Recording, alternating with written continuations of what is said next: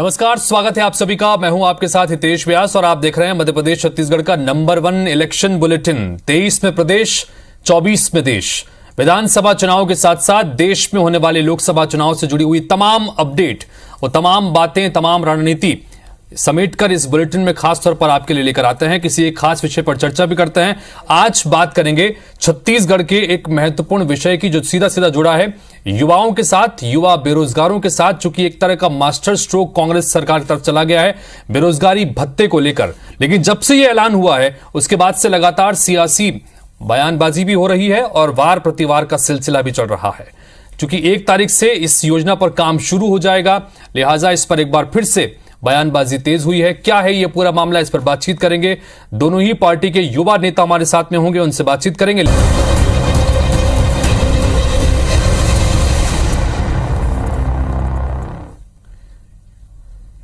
और बात करते हैं आज के मुख्य मुद्दे की। बेरोजगारी पर बवाल, पात्रता पर सवाल। चुनाव से ठीक पहले भूपेश सरकार ने बड़ा दांव खेला है। युवाओं को अपनी ओर लुभाने के लिए प्रदेश के बेरोजगारों को बेरोजगारी भत्ता देने का ऐलान किया, जिसका वादा 2018 में सत्ता में आने से पहले कांग्रेस ने किया था। सरकार के फैसले के बाद छत्तीसगढ़ रोजगार कार्यालयों में बेरोजगार युवक युवतियों की भीड़ रजिस्ट्रेशन के लिए उमड़ रही है, तो दूसरी तरफ इसे लेकर सियासत भी गरमाई हुई है।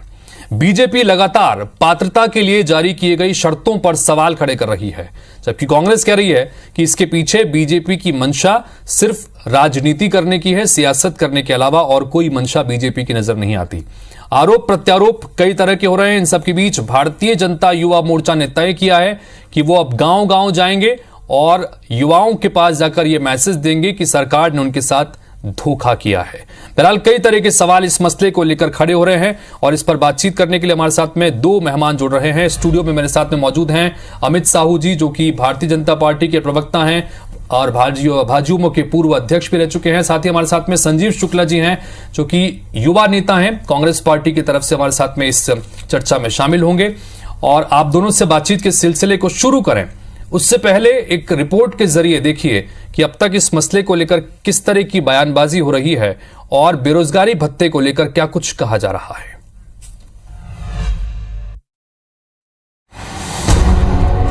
ये बिल्कुल अनुचित है, युवाओं के साथ अन्याय है। भारतीय जनता पार्टी सिर्फ चुनाव के लिए प्रोपेगेंडा कर रही है। छत्तीसगढ़ की सियासत में इन दिनों बेरोजगारी का मुद्दा छाया हुआ है। बीजेपी कांग्रेस के बीच जुबानी जंग छिड़ी है। ये लड़ाई उस दिन शुरू हुई जब मुख्यमंत्री भूपेश बघेल ने प्रदेश के युवाओं को बेरोजगारी भत्ता देने की घोषणा की, जो बीजेपी को रास नहीं आ रहा। दरअसल भूपेश सरकार ने बजट में 12वीं पास बेरोजगारों को 2500 रुपए हर महीने देने के लिए 250 करोड़ के बजट का प्रावधान किया, जिसके बाद से ही बीजेपी योजना की शर्तों पर सवाल उठा रही है। उसका दावा है कि ज्यादातर युवकों को इसका लाभ नहीं मिलेगा। सरकार के छल को उजागर करने भारतीय जनता युवा मोर्चा के कार्यकर्ता अब गाँव-गाँव जाएंगे। यह पात्रता की सूची निकाली है सरकार ने या अपात्रता की सूची निकाली है? नौजवानों को बेरोजगारी भत्ता देना चाहते हैं या शराबबंदी की तरह उस पर भी घालमेल करना चाहते हैं? और बजट में इस पूरी योजना के लिए प्रावधान सरकार ने सिर्फ 250 करोड़ रुपया रखा है, अर्थात सिर्फ 1 महीने का सरकार देना चाहती है, या फिर संख्या इतना कम करना चाहती है कि उस आधार पर आगे बढ़ सके। ये बिल्कुल अनुचित है, युवाओं के साथ अन्याय है, ऐसा नहीं होना चाहिए। इधर कांग्रेस बीजेपी के अभियान को कोरी राजनीति बता रही है। संसदीय सचिव विकास उपाध्याय ने कहा कि पहले भारतीय जनता पार्टी बेरोजगारी भत्ता नहीं दिए जाने को लेकर हल्ला कर रही थी और अब जब मुख्यमंत्री ने इसके लिए बजट भी जारी कर दिया है तो इस पर सवाल खड़े किए जा रहे हैं। कांग्रेस ने दावा किया कि छत्तीसगढ़ के बेरोजगारों को भूपेश बघेल पर भरोसा है। बजट पढ़ने का काम मुख्यमंत्री ने किया तो युवाओं बेरोजगारों के लिए 2500 रुपया प्रति माह की घोषणा उन्होंने की है। भारतीय जनता पार्टी के पास मुद्दा नहीं है। 4 साल तो जनता के बीच में गए नहीं, अब वो सोच रहे हैं कि कैसे मुद्दा निकाला जाए। इस प्रदेश की जनता भली भांति जान चुकी है कि भूपेश से तो भरोसा है। बेरोजगारी पर सियासी बयानबाजी का सीधा कनेक्शन चुनाव से है।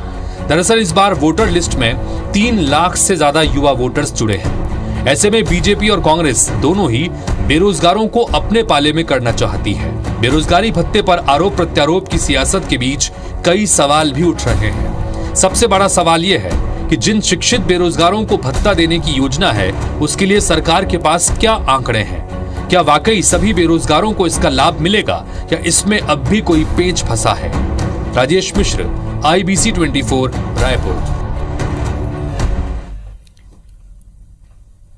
तो बेरोजगारी भत्ते को लेकर किस तरह की सियासत हो रही है, ये आपने इस रिपोर्ट के जरिए देखा। मोटे मोटे तौर पर अगर आंकड़ों के लिहाज से देखें तो छत्तीसगढ़ में इस वक्त करीब 18 से अगर 29 साल के वोटर्स की संख्या को गिने, जिसमें नए वोटर्स जो हाल में शामिल किए गए हैं, ये कुल मिलाकर करीब 46 से 47 लाख के बीच में बनते हैं।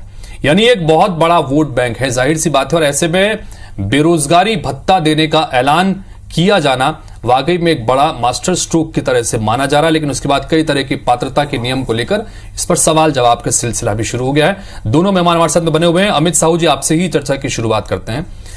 एक दरअसल इसे मास्टर स्ट्रोक माना जा रहा है, चूंकि एक ऐसी बात थी जिस वादे को इससे पहले कांग्रेस ने अपने जन घोषणा पत्र में भी शामिल किया था। लगातार आप लोग सवाल खड़े करते थे कि बेरोजगारी भत्ता कब देंगे। अब बेरोजगारी भत्ता देने का ऐलान कर दिया है, 1 अप्रैल से इस पर काम भी शुरू होगा। लेकिन अब आप लोग आपत्ति कर रहे हैं, गांव-गांव जाने की बात कर रहे हैं, क्यों? देखिए, एक तो जब सरकार इनकी बनने वाले थी, इन्होंने अपना जन घोषणा पत्र में जो वादा छत्तीसगढ़ के युवाओं से किया था, वो कहा था कि सरकार बनते ही प्रत्येक बेरोजगार युवाओं को बेरोजगारी हम भत्ता देंगे। 4 साढ़े 4 साल बीत गए, सारे कांग्रेस के लोग नकारते गए, सारे कांग्रेस के प्रवक्ता नकारते गए कि हमने कहीं घोषणा नहीं की, हमने कहीं घोषणा नहीं की। हमने तो एक बड़ा आंदोलन भी किया उन तमाम बेरोजगार युवाओं को लेकर छत्तीसगढ़ की राजधानी रायपुर में, और मांग की कि आपने जो घोषणा पत्र में जो वादा किया है युवाओं से उसे पूरा करें। मगर आज जब 4.5 साल के बाद चुनाव नजदीक है, तो कहीं ना कहीं एक फिर से पुनः एक नया लॉलीपॉप छत्तीसगढ़ के युवाओं को देने का काम यहाँ की सरकार, यहाँ के मुख्यमंत्री, यहाँ के कांग्रेस का एक नेता करने जा रहा है। और बेरोजगारी भत्ता देने के घोषणा को ये एक ऐसा घोषणा बता रहे हैं कि छत्तीसगढ़ के सभी युवाओं को लाभ मिलेगा, मगर उसमें पात्रता ऐसी रखी है कि छत्तीसगढ़ का मेरे ख्याल से 1% युवा ही पात्र पाएगा। तो ऐसे नियम कानून क्यों?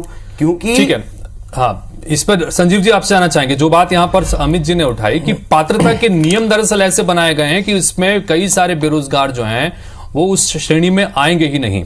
जो आपका रोजगार का कार्यालय का जो फिगर है, उसमें करीब 18 लाख से ऊपर करीब 19 लाख युवा जो हैं वो बेरोजगार श्रेणी में हैं। लेकिन जो पात्रता नियम बनाए गए उसमें ज्यादातर लोग उसके फायदे में नहीं आ पाएंगे। क्या कहेंगे इस पर संजीव जी? मैं आपकी बात का जवाब देने से पहले मैं बताना चाहता हूं कि प्रदेश में सभी लोगों ने, हर वर्ग ने, हर जाति धर्म ने भूपेश बघेल जी को एक नया नाम दिया है, सुशोभित किया है, ATM।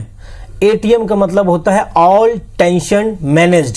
युवाओं की टेंशन मैनेज कर दी, महिलाओं की टेंशन मैनेज कर दी, जितने लोग धरने में बैठे थे उनकी टेंशन मैनेज कर दी, किसानों की टेंशन मैनेज कर दी। तो ऐसे सभी टेंशन को मैनेज करने वाले ATM ने अब उसी तारतम्य में एक और टेंशन को मैनेज करने के लिए, जो युवाओं का बहुत दिन से उनकी मांग थी बेरोजगारी भत्ते की, उसके लिए उन्होंने बकायदा अपने बजट सत्र में 250 करोड़ का उन्होंने प्रावधान भी लाया और अब बेरोजगारी भत्ता देने जा रहे हैं। बात रही पात्रता की, तो जो नियम शर्तें बनाए गए हैं, कुछ नियम अब ऑब्वियसली सबको तो नहीं दिया जा सकता।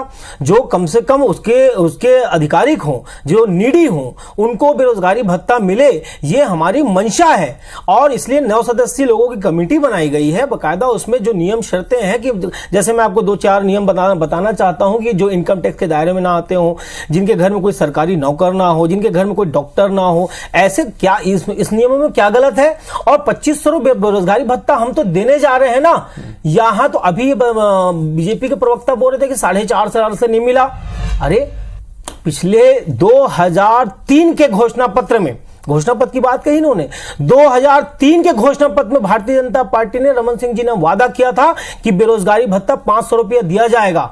15 साल इनका कुशासन रहा। उस समय भारतीय जनता पार्टी के यहां पे बैठे हुए नेता, मैं आपके बीच में नहीं बोला प्लीज, मैं आपके बीच में नहीं बोला। अमित भाई 15 साल सोए हुए थे, 15 साल मूक और बधिर के रूप में ये वहां पर राजनीति करते रहे, लोगों के एसी घरों में रहते गए, दलाली करते गए, कमीशन खोरी करते रहे, लेकिन बेरोजगारी भत्ते की बात कभी इन्होंने 15 साल में नहीं की। और आज जब हम देने जा रहे हैं, ये तो सरासर आकर के युवाओं का छलावा हो रहा है, निकालना, उन युवाओं को मूर्ख बनाया गया है, उन युवाओं को पुनः एक लॉलीपॉप दिया गया है कि बेरोजगारी भत्ता देंगे। एक तरफ ये दावा करते हैं कि 0.2 बेरोजगारी दर है, यहां पर झूठा घोषणा पत्र इनका, झूठे इनके वादे, फिर ये झूठा इनका दिखावा ये दलाली करने में व्यस्त हैं, कोयले की दलाली करने में व्यस्त है, यहां युवाओं को छलने में व्यस्त है, युवाओं को दिग्भ्रमित करने में व्यस्त है। 4.5 साल मलाई खाने के बाद फिर से युवाओं को छलने के लिए ये नया प्रपंच कांग्रेस लेकर आया। अब युवा समझने वाला नहीं है इस बात को लेकर, गांव गांव गली गली जाएंगे, एक एक युवाओं को बात जो बताएंगे। संजीव जी ने यहाँ पर कही, उन्होंने कहा कि इससे पहले आप लोगों ने भी तो इस तरह का वादा किया था लेकिन कभी पूरा हुआ नहीं, भले ही 4.5 साल बाद, लेकिन कम से कम अपना किया हुआ वादा तो सरकार ने पूरा किया। इस पर क्या कहेंगे अमित जी? देखिए, युवा तो आज का भरोसा किया था इन पर। 2018 में जिन्होंने बड़ा बड़ा गंगा जल की कसम लेके बड़ा बड़ा पोस्टर छत्तीसगढ़ में लगाया था, हम देंगे बेरोजगारी भत्ता, हम देंगे नौकरी, हम देंगे ये, हम देंगे वो, उसी झांसे में आकर छत्तीसगढ़ के युवाओं ने, छत्तीसगढ़ के महिलाओं ने, छत्तीसगढ़ की आम जनता ने विश्वास किया, मगर विश्वासघाती सरकार है ये। कांग्रेस ने विश्वासघात किया छत्तीसगढ़ के युवाओं से। ठीक है संजीव जी, अपनी बात रखिएगा। और दूसरा ये कि 4.5 साल बाद दिया तो सही, लेकिन कई सारे इफ्स एंड बट्स उसमें लगा दिए गए जिसकी वजह से पात्र लोगों को भी मिलेगा नहीं, ये कहना है। तो विश्वासघात आप लोगों ने किया, सीधा सीधा बीजेपी कह रही है, क्या कहेंगे संजीव जी? लहजे में बदजुबानी और चेहरे में नकाब लिए मिलते हैं, जिनके खुद के बही खाते हैं भ्रष्ट, वो आज हमारा हिसाब लिए फिरते हैं। 15 साल इनसे मांगते गए लोग बेरोजगारी भत्ता, इन्होंने बेरोजगारी भत्ते के नाम पे लोगों को लाठियां दी, जेल दी, युवाओं को जेल में। अपनी बात बोलिए ना, हाँ बोलिए ना, आप बोलते हैं। आप इनको लाठी डंडा और धाराओं से सुशोभित किया गया प्रदेश के युवाओं से। मैं आपको याद दिलाना चाहता हूं, जब राजीव न्याय योजना आई तब भी ये लोग इसी प्रकार से बैठ के यहां पर अनर्गल बातें कर रहे थे, लेकिन राजीव न्याय योजना आने के बाद में धर्मलाल कौशिक जी, रमन सिंह जी, ऐसे कई किसान नेता आज राजीव न्याय योजना की राशि झोंक रहे हैं। उसके बाद आत्मानंद स्कूल आया, उसमें भी ये लोग विरोध में आए, लेकिन आत्मानंद स्कूल का जो लाभ मिला वो सभी वर्गों को मिला, उसमें भारतीय जनता पार्टी के लोगों के नेताओं को भी मिला। ऐसे करके कई सारी भूपेश बघेल जी की योजनाएं आती रही। अब मैं आपको बता रहा हूं, जब बेरोजगारी भत्ता आया है ना, ये लोग इसलिए टेंशन में है क्योंकि इन्होंने 15 साल की कमीशन खोरी की सरकार में खूब पैसा दबाया है, खूब इनके लोगों ने सरकारी नौकरी अपने अपने पदाधिकारियों के लोगों को दी है, अब उस दायरे में ये लोग आ नहीं रहे हैं। कर रहा है, मैं आपको बोलने नहीं दूंगा, कौन कर रहा है, बीच में बोल रहे हैं भाई, कमीशनखोरी कौन कर रहा है, यहाँ बोल रहे हैं, ऐसे डिबेट नहीं होगी। अच्छा ठीक है, इस पर जवाब ठीक है, ठीक है, ठीक है, आपने बात रखी, ठीक है संजीव, आपने बात रखी, ठीक है, चोर की दाढ़ी में तिनका, चोर की दाढ़ी में तिनका है, इसीलिए सारे अधिकारी बेरोजगारी भत्ता जब देने जा रहे हैं तो ये बाहर अरे क्यों दे रहे हैं, सबको नहीं मिल रहा है, अरे भारतीय जनता पार्टी कार्यकर्ताओं को नहीं मिलेगा, कौन, अरे चिंता मत कीजिए, छत्तीसगढ़ की जनता ने युवाओं ने देख लिया है, भरोसा नहीं रहा आपकी सरकार पे। मैं एक प्रश्न से पूछना चाहता हूं, सरकार एक प्रश्न से पूछना चाहता हूं, ये चाहते एक मेरी तरफ से आप पूछ लीजिए, ये बेरोजगारी भत्ता देने के पक्षकार है या नहीं है? सरकार पहले बताइए, आप चाहते हैं आप बेरोजगारी भत्ता देना चाहिए या नहीं देना? हम जो बोलते हैं बोलिए, भारतीय जनता 15 साल तो नहीं किए यार, छोड़े कितना क्या 15 साल छोड़ने चलिए ठीक है, एक सवाल मेरा, आप बताइए, बताइए बेरोजगार भत्ता मिले या नहीं मिले, बात कर रहे थे, बेरोजगारी भत्ता मिलना चाहिए या नहीं मिलना चाहिए? ठीक है, मैं समय पूछता हूं, ठीक है अमित जी, ठीक है अमित जी, मेरा सवाल, आप चूंकि इसलिए इस वक्त हम चर्चा कर रहे हैं क्योंकि भारतीय जनता युवा मोर्चा ने ये फैसला किया है कि गांव-गांव जाकर आप लोग युवाओं के बीच में ये मैसेज देंगे कि सरकार ने विश्वासघात किया, जैसे कि आप बात आप कर रहे हैं। क्यों ऐसा लग रहा है, चूंकि और खासतौर पर ये, और आगे क्या रणनीति रहने वाली है आप लोगों की इस खासतौर पर बेरोजगारी के भत्ते के मुद्दे को लेकर? देखिए, बेरोजगारी के मुद्दे पर कांग्रेस ने कहा था छत्तीसगढ़ के प्रत्येक पंजीकृत बेरोजगार, जितने भी बेरोजगार है, पंजीकृत है, जिनका पंजीयन हुआ है रोजगार कार्यालय में, उनको देंगे बोले। अब आज एक ऐसा नियम कानून पेश के तहत इन्होंने फंसा दिया तो कई अपात्र हो जाएंगे। 4.5 साल तक ये सोए थे। हमारा तो विरोध यही है, हमने तो शुरू से ही मांग की, चरणबद्ध तरीके से आंदोलन किया, हर एक जिले में, हर एक ब्लॉक में, हर एक कस्बे में हमने आंदोलन किया, युवाओं को जागृत किया। फिर से अब वही युवा जो है जिनके साथ हमने मिलकर 24 अगस्त को एक बड़ा हल्ला बोल का कार्यक्रम किया, फिर उस आंदोलन को देखते हुए भयभीत होकर मुख्यमंत्री ने बेरोजगारी भत्ता देने का संजीव जी, क्या रणनीति आपकी? क्योंकि भारतीय जनता पार्टी की तरफ से बाजियों में जो है वो गांव-गांव जाकर युवाओं को ये बताने वाले हैं कि आपके साथ विश्वासघात हो रहा है बेरोजगारी भत्ते को लेकर। आप लोगों की तरफ से क्या रणनीति इसको लेकर? देखिए, मैं इनकी बात पूरी सुना, मैं चाहता हूं बीच में इंटरप्ट ना हो। गांव-गांव जा रहे हैं, अच्छी बात है, जाना चाहिए, बिल्कुल जाइए, लेकिन साथ ही साथ वहां जाकर के लोगों को जवाब भी दीजिएगा कि 2 करोड़ रोजगार देने का वादा आपके मोदी जी ने किया था, आज 16 करोड़ रोजगार देश में कहां गए, और अगर नहीं दे पाए हो तो उसके लिए माफी मांगिएगा, वरना 16 करोड़ रोजगार का ब्यौरा भी गांव-गांव देके आइएगा। आपकी सरकार ने जो छात्रों से, युवाओं से वादा किया था, वो वादा आप पूरा नहीं कर पाए। आप जा रहे हैं तो गांव में जाके ये बताइएगा कि माननीय भूपेश बघेल बेरोजगारी भत्ता देने जा रहे हैं और हम उस बेरोजगारी भत्ते के विरोध में खड़े हैं। हमने 15 साल आपको बेरोजगारी भत्ता नहीं दिया, हमने बेरोजगारी भत्ते के नाम पर आपको लाठियां दी, डंडे दिए, जेल भेजे, और आंदोलन देखिए मैं आपके बीच में नहीं बोला, अमित भाई समय खत्म हो रहा है, तो आप वहां जाकर बताइए और आपके चैनल के माध्यम से ये बताएं तो नहीं करते, बेरोजगारी भत्ता बना देते, मूर्ख बना देते, बेरोजगारी के नाम पर छलना ही आया बेरोजगारी के नाम पर आपकी सरकार ने छला है, जब ये छला है, यही बताएंगे हम जाकर गांव-गांव जाकर बताएंगे। प्रदर्शन आप नौकरी की बात कर रहे हैं, 5 लाख नौकरी किसने दिया करके पोस्टर लगाए छत्तीसगढ़ में? आपकी सरकार ने, भूपेश बघेल ने विधानसभा में 18,000 का आंकड़ा पेश किया। अरे झूठी है आपकी सरकार, झूठे हैं आपके मुख्यमंत्री, झूठे हैं। चलिए, बेरोजगारी का बात, ठीक है, हो गया, समय खत्म हो गया। चलिए, समय खत्म हो गया, समय खत्म हो गया। अमित